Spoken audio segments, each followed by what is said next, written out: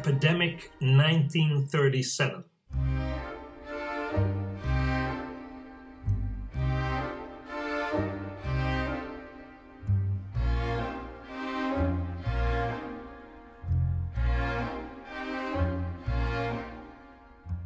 They were all dead. Tina, Beth, Georgie, and her big sister Nancy. Children of my age didn't die. It was only grannies and granddads who died. Not those little friends I went with to that much-hated Saturday morning dancing class in my brown velvet dress with its silly frilly collar. We were all used to having things like chickenpox and measles, even mumps, but not this new illness called infantile paralysis, which actually killed children long ago in the summer of 1937 when I was 9 years old. Things I didn't like seemed to start happening suddenly without anybody really explaining them. Why couldn't I go to school anymore, or to the swimming baths? Why couldn't I join the rounders on the straight, or play out in our street with my friends, or go to the kids' Saturday morning cinema at the Odeon, or get on the train as we did as a family every year to Headingley to watch the Roses cricket match between Yorkshire and Lancashire? Why was the sweet shop where I always used to spend my Saturday penny closed? And worst of all, I couldn't change my books at the library. Why? Why? Why? I didn't understand either why my parents always seemed so worried and my mother so cross when I didn't wash my hands with green fairy soap, what seemed like every 10 minutes, even if they weren't dirty. I also had to gargle with milk tea every night and morning, but that was quite fun because I could make strange rude noises and enjoy being actually encouraged to spit. There was also a funny smell around the house from things in bottles like Jay's Fluid and Lysol, though I quite liked Daddle, which was like magic when you poured it into the bathwater and became milky. I could pretend to be Cleopatra. I had just read a story about that Queen of Egypt who had baths of ass's milk. I didn't know asses had milk, but the luxury of Daddle was a daily delight. It was just a nuisance always having to wash apples and plums in watered-down Milton, and I ate them just the same, but stopped enjoying salady things because they always tasted of disinfectant. Suddenly, though, there was another change. My proper life began again. I went back to school, now with empty spaces in the classroom. Every Saturday I used to go and play battleships with Alan, who had been in my class. Now he couldn't walk anymore, shoved around sitting on a board with old casters his dads had screwed on. I thought it was sad his surname was Walker.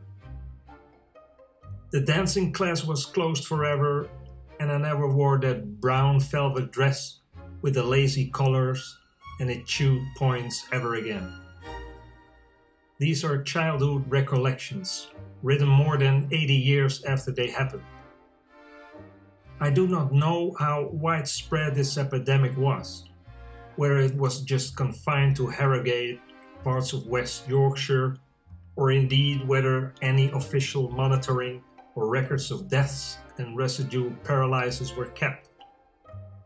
The start of the war in 1939 would preempt any potential investigation of the epidemic. But these memories show quite clearly that there was some sort of official isolation policy requiring closure of public buildings, sporting events, activities, and entertainment. Children no longer playing together.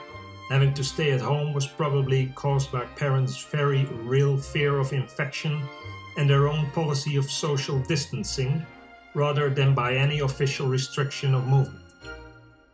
But there was obviously some sort of campaign to encourage both frequent hand washing and domestic and food hygiene. Any campaign would in practice have had particular problems because of the lack of basic communications. As a middle-class professional family, we had no telephone. no radio, certainly no television, but relied on posters and billboards, the twice-a-day postal delivery, and the weekly publication of the Harrogate Advertiser.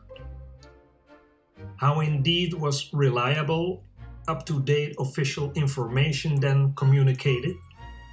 How credible were over-the-fence conversations, like suggesting that painting the soles of your feet yellow with iodine was an infallible way of preventing infection?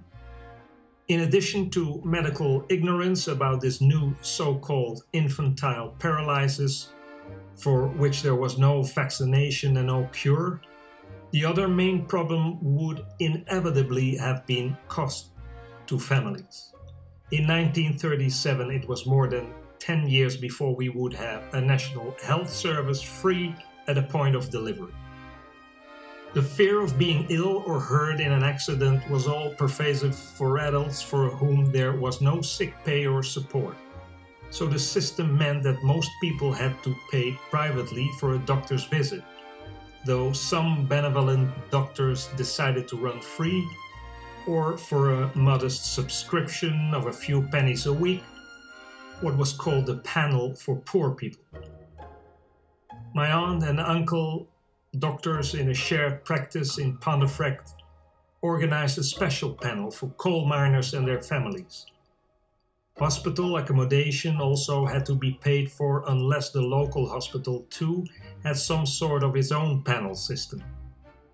There were some free fever hospitals of a very basic kind when isolation was provenly in the public interest, as it already was in the case of diphtheria and scarlet fever.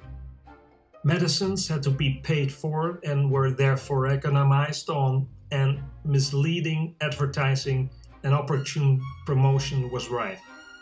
It wasn't always going to be like this, though change was a long time coming. The fear of medical costs disappeared in 1948 with the birth of the National Health Service, and the fear of infection with the announcement to the world in 1955 of the Salk vaccine. The oral version of the vaccine was licensed in 1962 and began the virtual worldwide elimination of the disease. The dreaded infantile paralysis of my childhood was renamed poliomyelitis polio.